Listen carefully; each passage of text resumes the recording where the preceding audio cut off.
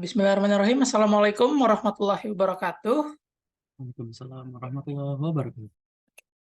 Selamat siang, saya ucapkan kepada teman-teman semua yang telah menyempatkan diri untuk hadir di dining kita yang terakhir nih ya teman-teman, di periode ini, dining kita yang kelima, ya yang sebenarnya ditujukan untuk persiapan UAS, tetapi karena baik dari teman-teman 21, 22, dan juga 23 itu kebanyakan UASnya dalam bentuk project. Jadinya di dining terakhir kita pada hari ini, kita hanya akan fokus pada refleksi materi aja gitu. Untuk teman-teman yang semester 5 kan udah pernah membahas tentang materi ini, lalu untuk teman-teman 22 itu sekarang lagi dalam proses mempelajari materi ini, dan mungkin ini bisa jadi kisi-kisi untuk teman-teman 23 nanti. Oke, sebelumnya yang terhormat kepada Dr. Hani Pujiati selaku Korprodi kita yang baru, Korprodi Pendidikan Bahasa Inggris. Lalu juga yang terhormat Ibu Tara Mustika, kalau PM Mina, Prodi Pendidikan Bahasa Inggris.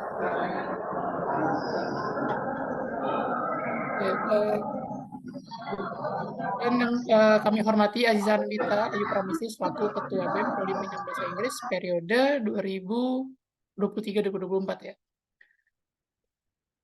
Oke, pada kesempatan kali ini ya tadi kita sudah bahas sedikit ya kalau dining ini akan menjadi dining terakhir kita pada periode ini dengan mata kuliah English Language Teaching dengan materi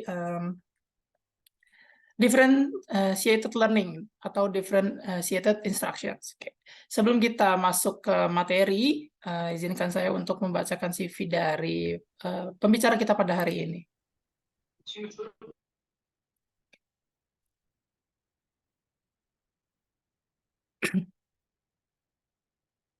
Oke, untuk pembicara kita pada hari ini ada Abdul Aziz Al-Hadi yang sebelumnya juga pernah mengisi di dining pertama ya teman-teman, di dining paling awal di periode ini, lalu beliau juga mengisi lagi nih untuk menutupi rangkaian dining di periode ini.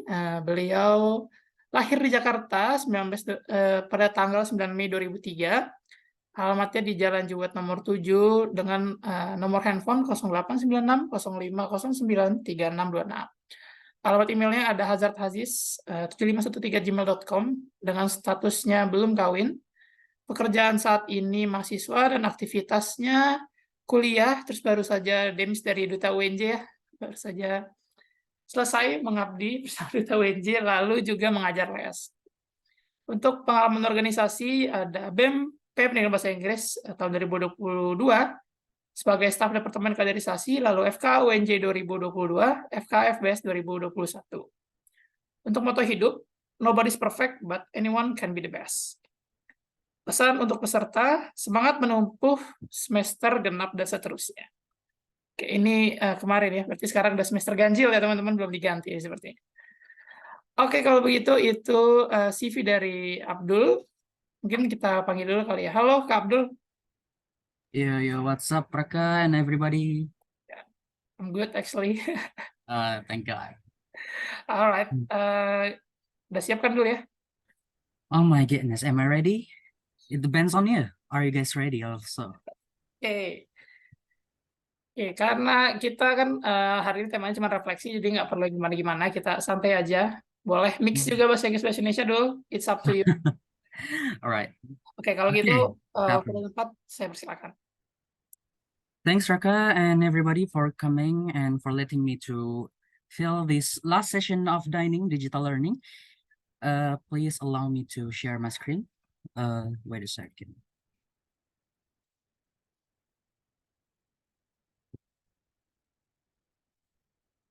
Right. All right, guys, is it visible to you? The screen of differentiated instruction or learning. Yes, it's visible though. Thank you, Raka. Bismillahirrahmanirrahim. Assalamualaikum warahmatullahi wabarakatuh. Good afternoon, everyone. I hope you guys are doing well in this end of our 119th semester, either from 21, 22, or 23. I hope you guys pass the tests and, you know, holiday is coming for us, I guess. Now, I am asked to deliver a material about ELT, or English language teaching. It has link with ELL in differentiated instruction topic. So let's go. And as always, a little bit about me and have been mentioned by Raka previously. And now, here's a quote. Fair doesn't mean equal. Do you guys agree with this?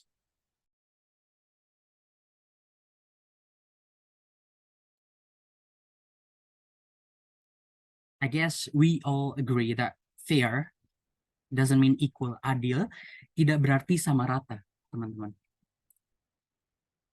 Now, let's look at this picture over here. There are various animals: birds, monkeys, penguin, elephant, fish, walrus, dog. And the zookeeper, I guess, said, for a fair selection, everybody has to take the same exam. Please climb that tree. We cannot tell a fish to climb a tree, right? The fish will look stupid his or its entire life. Kita nggak bisa nyuruh ikan untuk manjat pohon karena dia akan terlihat bodoh gitu sepanjang hidupnya. Begitu pula dengan walrus, anjing laut itu, ya, dan hewan-hewan lainnya yang tidak memiliki kemampuan tersebut. So, does this look fair to you? Not at all. And this is the tema dari pembahasan kita pada hari ini. Fair is not equal. Adil bukan berarti sama rata. Maka dari itu pembelajaran dibedakan. Nah, ini adalah konten kita pada hari ini, teman-teman ya. Kita mulai dari definisinya, lalu elemen-elemennya, dan kita akan lihat perbedaannya dengan personalized atau individualized learning. Tadinya mungkin kita beranggapan bahwa dua-duanya sama, kan dibedakan. Kalau personalized untuk orang tertentu, setiap orang, apa bedanya? Nanti kita lihat perbedaannya. Lalu kita juga akan berbicara tentang benefits-nya kalau kita melakukan perbedaan di cara belajar dan sebagainya, serta discussion. By the way, if you guys have any question while I am presenting, you can just raise your hand and I would gladly to accept your interruption and answer with all my might. Okay. So here's quote by Tomlinson and Mbu from 2010, where differentiation is how we create a balance between academic content and students' individual needs. So we design academic contents, learning, etc. We have to comply or adjust with the students' needs. Nah, yang sebelumnya disebutkan balance atau keseimbangannya dari guru ya atau dari kita pembuat pengajar itu berdasarkan kurikulum yang mencakup konten, proses, produk dan juga akibat atau lingkungan sekitar saat pembelajaran spesifiknya teman-teman. Nanti aspek-aspek ini akan kita bahas selanjutnya. Kita sebutkan aja dulu. Nah, aspek-aspek di atas tadi, konten, proses, dan juga produk, serta lingkungan, berkaitan erat dengan area-area dari studentnya atau muridnya. Itu readiness atau proficiency di sini teman-teman, kesiapannya dia, kemampuannya dia. Yang kedua adalah interest, ketertarikannya dia. Dan yang terakhir adalah learning profile or style. Yang kita ketahui learning profile kan ada yang visual, auditory, kinesthetic, etc. Gitu. So, these four is linked, berkaitan erat dengan these three. In a nutshell, secara singkat ya, teachers, us, in this case, can differentiate, bisa melakukan penyesuaian, pembedaan dalam hal konten, proses, produk, dan juga lingkungan belajar berdasarkan kesiapan, ketertarikan, dan juga cara belajar si murid gitu ya. Konten yang perlu disesuaikan apa aja, proses apa aja, kita bahas di selanjutnya. Nah, ini beberapa strategi ya sebelum kita mulai deep dive gitu ya.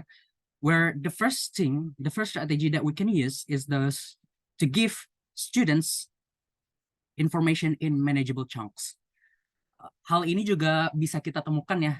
Kita harus memberikan potongan-potongan atau chunks yang kecil-kecil kepada murid di ILL, terutama di microlearning.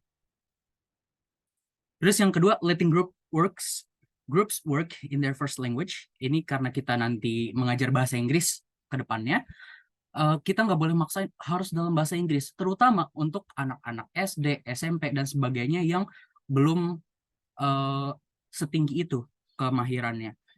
Dan yang ketiga, kita bisa menggunakan benda-benda konkret atau nyata yang bisa dipegang. Kertas, balok, dan alat-alat peraga untuk memperagakan mendukung pembelajaran. Dan yang keempat di sini adalah untuk kita menyesuaikan, kita membangun dari pengetahuan murid yang sudah dia ketahui, previous knowledge atau background knowledge. Ini sekarang terkait tentang hal-hal lainnya, yaitu yang pertama tentang lingkungan, harus disesuaikan. Mungkin teman-teman anak 23 sudah belajar ya di classroom management, cara menyesuaikan lingkungan kelas gitu ya, seating arrangement, dan sebagainya. Terus yang kedua, menggunakan sumber-sumber yang berbeda, nggak cuma satu doang. Dan yang ketiga, using ongoing assessment. Jadi assessment kita yang dari awal masuk sampai nanti sumatif, itu semuanya dikorelasikan gitu. Formatifnya, ulangan harian, sampai ke ujian akhirnya. Dan yang terakhir, flexible grouping. Jadi kita nggak melulu tuh naruh anak-anak yang kurang mahir dengan yang mahir, dan ataupun dicampur gitu ya. Jadi fleksibel, disesuaikan kebutuhan. Apakah ini pengen semuanya disamain dulu atau pengen dibedain di satu kelompok.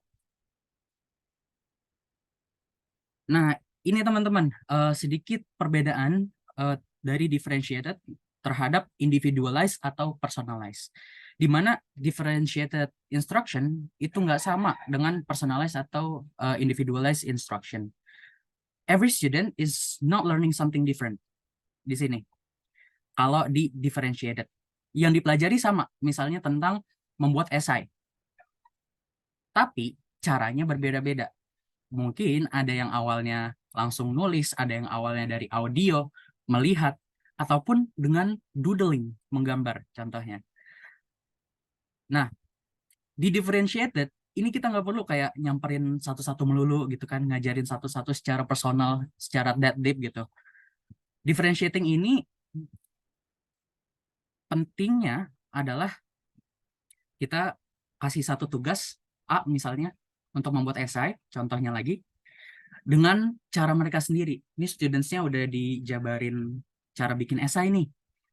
Nah, mereka mau ngerjainnya, mau lebih mendalaminya, terserah mereka. Entah browsing di internet, diskusi, ataupun dan sebagainya, di mana kita sebagai utamanya pemonitor gitu ya, fasilitator. Jadi berbedanya adalah di situ kita nggak terlalu banyak ikut campur ya, kita hanya mengarahkan. Kalau di personalize kan kita harus bikin lagi gitu ya, harus sedetail itu, systematically creating lessons for them. In this case, kita bisa kayak improvisasi di kelas. Oh, ini anak bisanya maunya dari audio. Oke, pertama dari tulisan, yang kedua audio. It can be improvised, indifferentiated. Kalau personalize harus kayak more structured.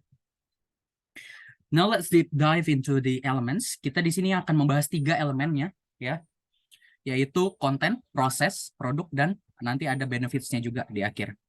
Environment gimana atau lingkungan itu lain hal, lain waktu. Takutnya nggak cukup waktunya. So, yang pertama nih ya teman-teman, kita ke level 1 yaitu kontennya. Di sini konten penting karena di sini kita juga harus mikirin studentnya gitu, mikirin muridnya. Di mana mereka mungkin punya cara belajar satu dan yang lainnya gitu kan. di sini student choice is one way we might differentiate, like allowing students to choose their research topics or essay prompts. As teachers, we need to keep our eyes on the prize. Jadi yang perlu kita utamakan adalah di sini objektifnya apa, gitu ya. Dari konten kita lihat objektifnya, lalu kita juga nanti pantau prosesnya. Nah, untuk mendiferensiasi konten, yang pertama adalah kita objektifnya dulu, tujuannya. Yang kedua adalah provide students with flexible options, memberikan opsi yang fleksibel pada muridnya. Jadi nggak melulu harus nulis esai tentang apa bencana alam. No, kalau mereka pengen nulis esai tentang olahraga, walaupun itu keluar konteks, tapi mereka tetap bikin esai dengan struktur esai yang sudah diajarkan. Hal itu lebih bermakna daripada kita maksain harus bencana alam. Nanti mereka esainya malah kelabakan, berantakan, nggak serius gitu ya, kurang bagus. Jadi kita mengintegrasikan apa yang kita ajarkan ke apa yang mereka suka juga, gitu loh. Dan ketika mereka kerjakan, asalkan itu sesuai dengan kriteria, di sini esai contohnya ada pembuka, isi, penutup, ada argumennya, that's okay, gitu ya. And then we move into the process, teman-teman. Proses pembelajaran. Kontennya sudah kita buat, sudah kita sesuaikan kepada anak-anak, prosesnya kita pantau. Dengan apa? Yang pertama, kita bisa mengelompokkan mereka, gitu ya. Entah dari kemampuan yang sama ataupun berbeda, gitu ya. Untuk membuat suatu heterogenitas, gitu, keberagaman. Bertukar ilmu satu sama lain. Nah, ini bisa juga dibarengi atau di switch gitu ya, dengan ini. Individual and groups. Jadi nggak melulu harus grup, tapi juga dikasih waktu, dikasih saat untuk belajar secara mandiri sendiri. Dari keempat ini ada juga mind mapping, contohnya, di mana mind mapping bisa mendukung anak-anak untuk berpikir secara sistematis dan runtut, gitu ya. Dan juga ini sangat bisa membantu orang-orang yang visual learner.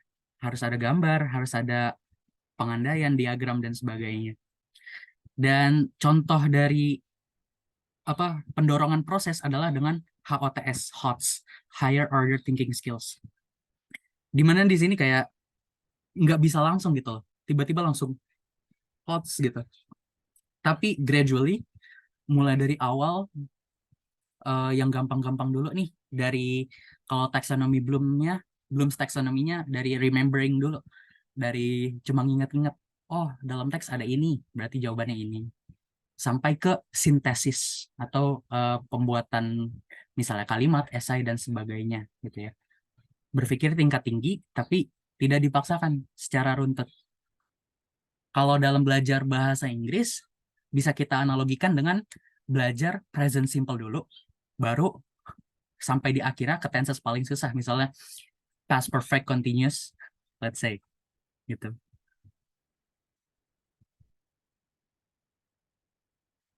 Nah, kontennya udah kita buat, prosesnya udah kita pantau, produk di akhirnya dari murid-murid kita mau kita apa ini?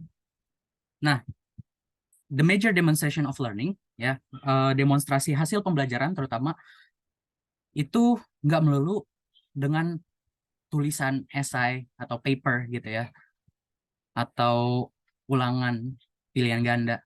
Tapi kita juga bisa di sini ya, produknya bisa berupa presentasi, as we can see here. Ada juga apa ini, di academic presentation ada gitu ya, paper presentation. Dan produk we can see here selain dari paper test. Nah, dalam hal ini ya, kalau tujuan akhirnya pengen kayak produk yang dipresentasikan atau bahkan produk nyata yang dipresentasikan nantinya ada prototipe-nya, let's say, kita dari awal mungkin juga sekalian menerapkan PBL dan juga TBL. PBL apakah? Tahu nggak, Kak? Task based learning, Project based learning, exactly. PBL. Ya, PBL. Oh. Kalau TBL itu bukan takut banget loh, tapi yang berupa tugas-tugas. Anyone knows? TBL? Task based kan? Yes, exactly. Jadi, or the combination of both PBL and TBL in our classroom to make the product in the end, gitu ya. Konten ada, goals-nya udah ditentukan di awal, prosesnya dimonitor dan dikembangkan, produknya kita lihat di akhir nanti ya, seperti apa dari proses tadi. Keep in mind, kita di sini sebagai pengajar, nggak boleh kayak meremehkan gitu ya anak-anak. We have to keep having high expectations to our students. Jadi kalau misalnya disuruh belajar simple present, let's say, kita harus percaya mereka bisa untuk bisa menggunakan simple present dengan benar. Agar mereka bisa, kita harus apa? Ya kita harus mengajari mereka dengan benar gitu. It's like a motivation in short. Yang kedua adalah learn about how to accommodate instructions and assessment. Gimana cara kita mengakomodasikan instruksi kita, menyampaikan gitu ya, dan assessment kita. Jadi instruksinya harus jelas, dan assessmentnya atau penilaiannya itu juga harus jelas dan konkret. Mungkin di ELT juga ada ya assessment gitu ya. Dan yang ketiga adalah choose the best accommodations. Setelah kita belajar bagaimana, kita pilih yang sesuai dengan kelas kita, cara menyampaikannya. Dan tentunya evaluasi dan kembangkan di akhir. Misalnya di akhir semester atau di akhir tahun, begitu.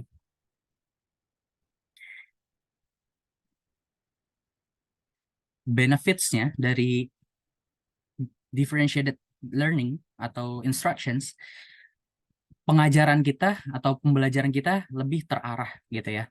Karena walaupun materinya cuma satu, nah tapi goals-nya sama. Caranya aja, jalannya yang berbeda untuk setiap anak. Yang kedua, greater freedom to experiment new strategies. Terkait dengan yang tadi, ada kebebasan kita dan juga murid untuk melakukan strategi-strategi baru. Nggak melulu tentang nulis di papan tulis, ngerjain soal, dan sebagainya. Dan yang ketiga, formative assessment ya, atau let's say ulangan harian, di sini contohnya, itu lebih gampang. Kalau di awal sudah ditentukan, sudah dirancang. Dan yang ketiga, empat, ya, murid itu merasa memiliki pembelajaran gitu, merasa engaged with the learning itself. Dan yang terakhir, intinya differentiated learning itu mengajarkan dengan materi yang sama dengan cara yang berbeda. Quotes-nya adalah 1000 jalan menuju Roma gitu ya, maybe. Di mana satu materi bisa menggunakan berbagai metode yang bebas dipilih oleh murid untuk mencapai tujuan akhir dari pembelajaran. Ini dari Larry Verlazo, di mana saya juga banyak mengutip referensi dari dia di PPT tadi. Dia adalah pengajar bahasa Inggris di suatu sekolah di California, di mana dia bilang differentiating instruction is really a way of thinking. Jadi pembedaan instruksi atau pembelajaran itu sebenarnya adalah cara kita berpikir. Cara berpikirnya siapa? Cara berpikirnya guru yang pertama, teachers. Yang kedua baru si anaknya gitu diberikan. And differentiated instruction itu not a pre-planned list of strategies. Jadi nggak melulu selalu harus di planning sampai A to Z. Sometimes we have to improvise, adapt, and overcome the difficulties in our learning with this method. And oftentimes, it is making decisions in the moment, yeah, based on this mindset. It is recognizing that fair doesn't always mean treating everyone equally. Dan ini sebagai apa ya, wrap up gitu ya, ringkasan bahwa differentiated learning itu cara kita berpikir dan cara kita menerapkan pembelajaran yang nggak sempit di sini. Dan yang kedua, bagaimana kita memberikan atau mengambil keputusan cepat gitu, menyesuaikan dengan pembelajaran, terutama kepada anak-anak nantinya. Dan yang ketiga, ini adalah temanya, semua orang nggak sama. Jadi adil belum tentu sama. Seperti itu, kira-kira teman-teman, cepat sekali kira-kira 20 menit presentasi, dan kalian masih di sini, beberapa, bahkan nambah kayaknya. It's amazing that you're still here. If you have anything to discuss or something in mind, I would be very gladly to accept that, and let's discuss, shall we?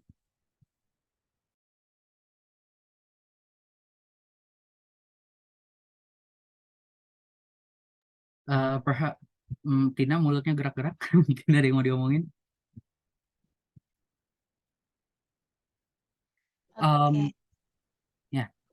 mungkin sekalian aja. Tadi mau resen dulu cuma agak error terus keburu ditunjuk Abdul. Jadi kalau dari aku itu lebih ke kan Abdul juga itu ya pengajar ya, kayak guru di les. Aku kurang tahu kalau Abdul itu les privat atau yang kayak les satu kelas itu kan. Cuma kalau dari Abdul sendiri tips and trick menghadapi kayak anak-anak di dalam kelas tuh yang kadang kan kita belum tentu bakal ambil kelas besar atau kelas kecil kan. Kayak bisa jadi kita ngajar anak SD atau SMP dan SMA yang itu kan berbagai macam. Kalau misal mereka ini kita ketemu sama anak-anak yang aktif banget bertanya sampai kita bingung jawabnya gimana, itu kalau dari Abdul sendiri gimana sih cara ngatasinnya? Apa ada apa ya kayak jawaban tersendiri atau gimana? Itu sih kalau dari aku. Thank you. Oke, thank you Tina. SD, SMP, SMA ya. Tentunya di ketiga jenjang tersebut memiliki perbedaan tersendiri karena perbedaan umur dan perkembangan ya, perkembangan pembelajaran. Di mana kalau di SD konteksnya adalah murid yang aktif banget, yang banyak bertanya. Kita nggak bisa ngelempar pertanyaan itu ke teman yang lainnya, nggak bisa selalu ya. Jadi most of the time, kalau misalnya ada yang aktif bertanya, mau nggak mau kita menjawab gitu, mengarahkan. Di sini yang saya praktekkan di differentiated instruction ini terutama adalah dia bertanya hal-hal cuma yang nggak dia ketahui gitu. Kalau misal banyak ya udah jawab aja. Beda halnya dengan SMP dan SMA di mana walaupun proficiency-nya beda-beda, mereka tentunya memiliki pemahaman dan penalaran yang lebih. Kalau misalnya ada yang aktif atau banyak tanya, kadang-kadang saya akan lempar ke murid lainnya gitu. Biarkan murid lainnya menjawab. Jadi itu terjadi diskusi dan feedback dua arah gitu. Secara nggak langsung kayak peer to peer learning gitu ya. Tapi ini dalam waktu yang singkat dalam satu pertanyaan, let's say kayak gitu. Jadi nggak selalu harus guru yang menjawab, kecuali anak SD gitu ya. Jangan dipaksa. Kalau SD SMP, insya Allah bisa. Tapi di sini intinya balik lagi kita mengakomodasikan, membimbing anak-anak sesuai dengan jenjang umurnya dan kemampuannya. Gitu. Kalau ada pertanyaan yang susah, sampai kita bingung jawabnya kayak gimana, kita jawab sesuai kemampuan kita. Dan yang terpenting dalam mengajar ya teman-teman, kita tidak boleh mengarang. Ya, kalau misalnya salah konsep ataupun salah pengertian, nantinya bisa salah ke depan pemahaman anak-anaknya. Kalau di les, apalagi nanti kalau nilai anak-anaknya jelek, bisa diprotes sama orang tuanya, teman-teman. Saya sudah rasakan. Seperti itu.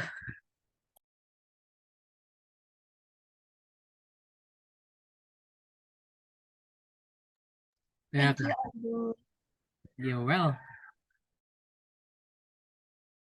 Yoka, what's up? Oh, oke Dul.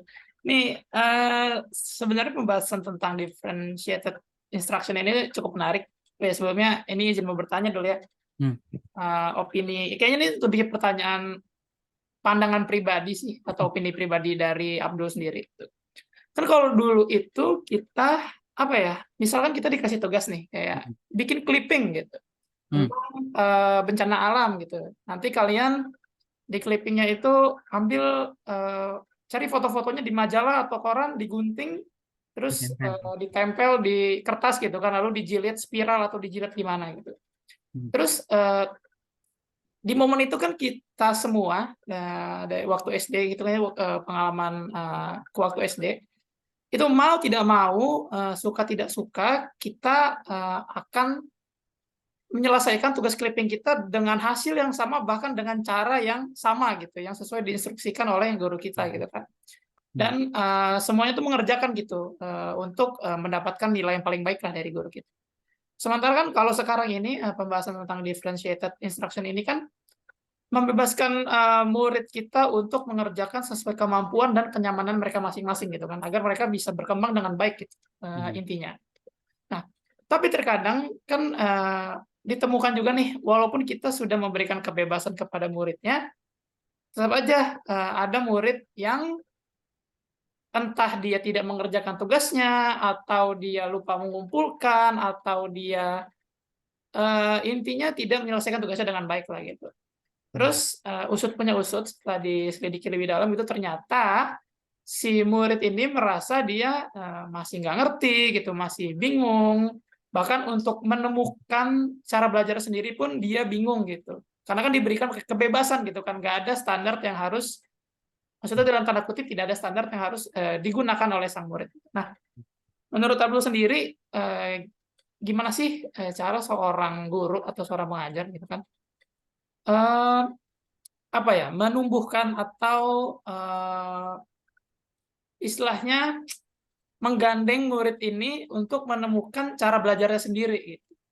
Karena kan kalau yang kita dulu itu kan benar-benar udah plek ketiplek apa yang diinginkan guru kita ikutin kan. So mau kita punya cara apapun ya udah kita ikutin standar guru kita gitu. Jadi terbatas pergerakan kita. Sementara di differentiated instruction ini karena diberikan kebebasan gitu, ini membuat bahkan murid itu sendiri merasa kebingungan dia itu harus kerja atau menyelesaikan tugas kayak gimana. Nah, kalau menurut pandangan Abdul sendiri itu gimana untuk menumbuhkan atau mencarikan dalam tanda kutip cara belajar si murid ini yang merasa kebingungan ini?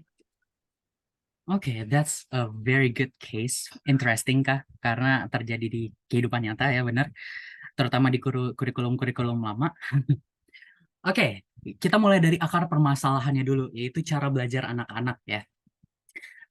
Di sini, what I did, terutama di konteks pembelajaran bahasa Inggris ya, kepada anak-anak, kan bahasa Inggris ada speaking, reading, listening, and writing ya.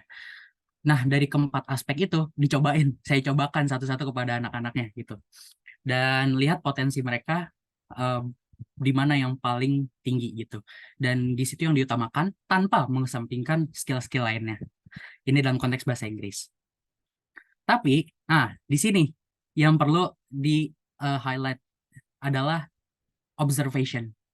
Ya, jadi kita harus benar-benar jeli memperhatikan kemampuan anak-anak sembari membimbing mereka. Dikasih coba satu-satu, oke, nggak sesuai, pilih yang lain.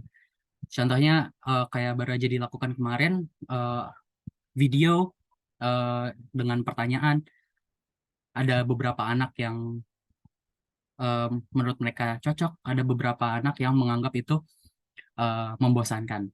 Jadi yang bisa dilakukan adalah ya udah, kalau differentiated learning konteksnya di sini adalah menyesuaikan di saat itu juga demi mencapai tujuannya. Kalau kemarin contohnya di kasus saya itu video dengan pertanyaan-pertanyaan, goals-nya adalah untuk agar mereka mengerti penggunaan simple present dan bagaimana mencari informasi di suatu cerita atau info. Mereka nggak mau yang visual, dikasih juga yang auditory. Nggak bisa yang auditory, pengennya ngebaca biar bisa ngeliat semuanya, dikasih yang baca juga. Like so. Jadi intinya yang pertama kita mulai dari akar permasalahannya dulu. Tadi kalau dari Raka, dari cara belajarnya. Kita harus coba-coba sebagai guru. Dan kembali lagi, ini nggak nyenggol ke personalize, yang dimana kita harus benar-benar bikin yang apa ya, sangat-sangat ruwet gitu. Tapi disesuaikan, penyesuaian, lebih ke penyesuaian. Lalu ke masalah kedua adalah akibat dari dia nggak tahu mau belajar apa, nggak tahu cara belajarnya, saat dikasih tugas, dia nggak bisa nyelesain. Kembali lagi, di sini kita harus bimbing dia, seenggaknya sampai goals-nya itu terpenuhi, gitu loh. Kalau konteks ini, tadi yang Raka bilang adalah membuat clipping. No matter what, asalkan me personally ya, nggak memaksakan harus perfect atau gimana, tapi asalkan sesuai struktur dan tata cara, let's say about the clippings, informasi yang dibutuhkan cukup, that's enough gitu. Nggak perlu memaksakan muridnya agar kayak gambarnya harus ini, harus dari sini, harus dari sini. Bukan mengajarkan mereka males, tapi kita awalnya membantu mendorong mereka gitu. Give them a little bit of boost. Kalau dari tadi Larry itu yang saya kutip, dia bilang kalau misalnya muridnya anggot-anggotan, tadi nggak mau ngerjain tugas, kita kasih nih dorongan. Misalnya kalau misalnya nulis esai, kita kasih kalimat awal dulu contohnya gitu loh. Jadi mereka pertama bisa meniru dulu nih, improvise itu copy, let's say, lalu improvisasi dan akhirnya bisa menyelesaikan tugasnya. Di mana anak-anak yang seperti itu, menurut penelitian, kita harus beli dorongan terlebih dahulu agar mereka bisa menyelesaikan, nggak ditinggalkan. Next one. Oke, makasih Dul atas pandangannya, cukup memberikan insight untuk saya. Terima kasih banyak. Siap, Mas Raf. Oke, ini terutama materi untuk dua ya Kak ya, berarti ya. Ini dua-duanya mana nih? ELT, Language Teaching.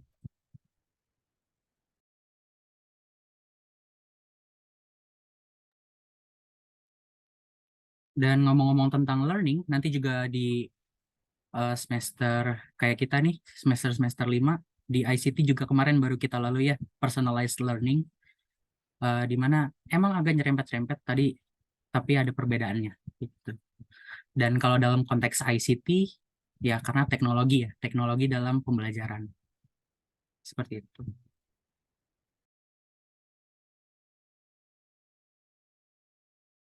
Okay.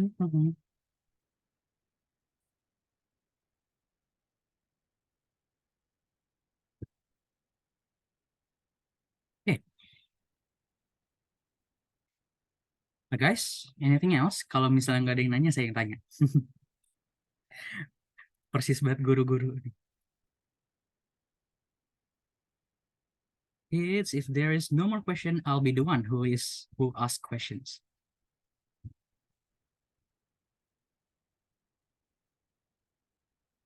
Ya, kita lihat ini aja deh, karena ini kayak in a nutshell pembahasan kita gitu ya.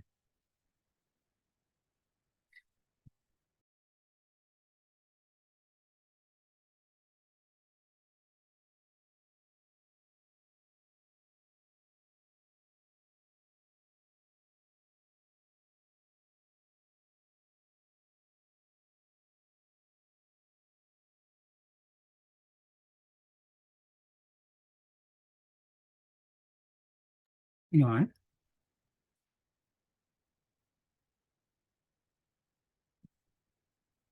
Oke Kak, sepertinya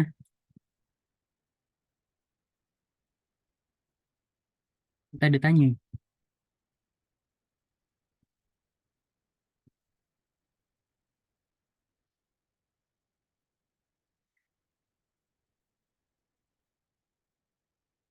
Oke, gini deh.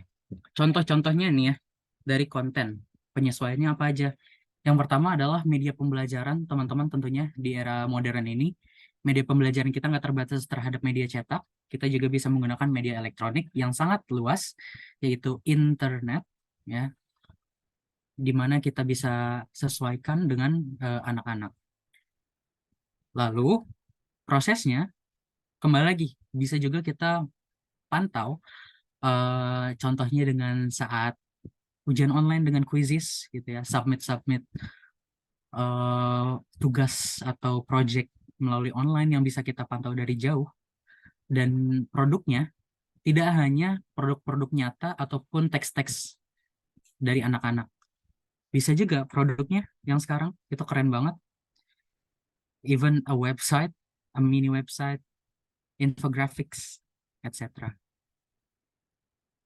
Lalu dari environment-nya, dari lingkungan saat belajar, diferensiasi di sini adalah maksudnya memberikan kelulusan anak. Jadi kayak contohnya di classroom management, nggak selalu yang berbaris menghadap depan.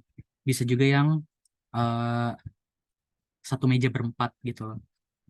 Jadi environment-nya juga disesuaikan dengan kebutuhan. Readiness, kesiapan studentnya itu kan berbeda-beda. Kalau dalam konteks bahasa ada proficiency dari mulai beginner, intermediate sampai ke advance. Jadi sesuai levelnya kita sesuaikan tujuan pembelajarannya. Bukan tujuan pembelajarannya yang disesuaikan, cara mencapai tujuan pembelajarannya. Dan yang tadi interest-nya, ketertarikan mereka itu kita bisa sesuaikan. Buatlah makalah, buatlah clipping. Bisa saja kita tidak membatasi clipping itu terhadap satu topik, tapi topik yang mereka sukai masing-masing. Dan yang terakhir paling penting adalah learning style mereka sesuai dengan kecerdasan masing-masing gitu ya. Kita sesuaikan dengan cara memberikan variasi materi. Jadi nggak cuma satu teks, nggak cuma satu audio, nggak cuma satu video. Kita bisa berikan berbagai material, ya, sumber, namun yang tetap masih satu konteks terhadap pembelajaran dan tujuan kita. Seperti itu. In a nutshell, teachers can differentiate content, process, product, and environment based on students' readiness, interest, and style.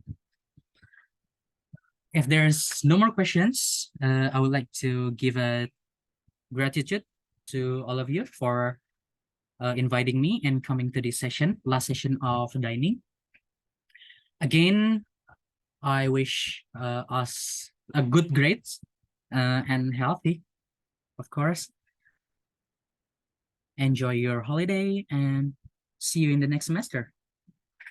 Back to Raka. Oke, ya. Terima kasih banyak nih, Abdul, udah menyempatkan diri ya, udah memberikan materi yang luar biasa tentang differentiated instructions yang dibahas di mata kuliah English Language Teaching, bahkan di beberapa materi ini ya, English Language Learning dan semacamnya. Ini mungkin bisa menjadi refleksinya untuk teman-teman 21, terus bisa menjadi insight baru untuk teman-teman dari 22, dan juga bisa menjadi apa ya, kisi-kisi nih untuk teman-teman 23 untuk melihat nanti bakal dapat pembelajaran apa aja sih di semester-semester berikutnya.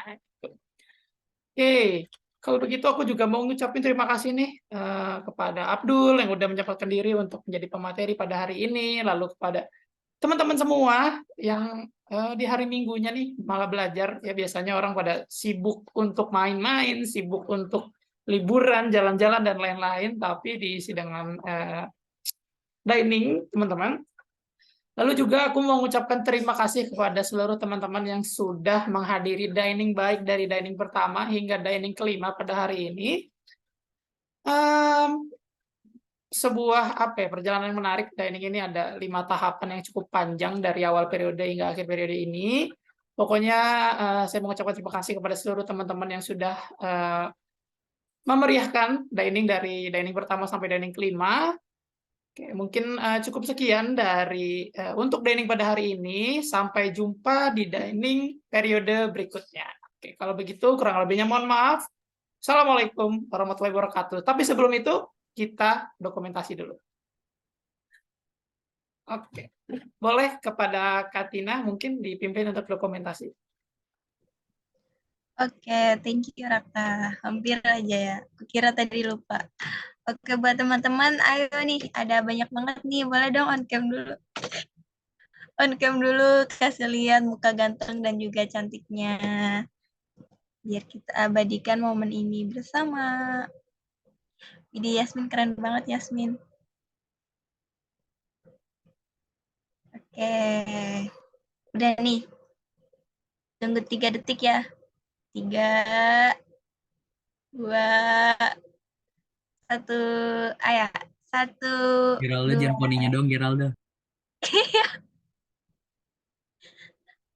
Oke, 1, 2, 3. Lagi. 1, 2, 3. Oke, thank you. Aku kembalikan lagi ke Raka. Oke, terima kasih Kak Tina. Kalau begitu, karena tadi udah ditutup, sampai jumpa lagi teman-teman. Dadah. Terima You kasih. Terima guys. kasih Kak Abdul, terima kasih Kak Raka. Oke. Semoga nilai UASnya bagus semua. Amin. Amin. Amin. Amin. Thank you semua.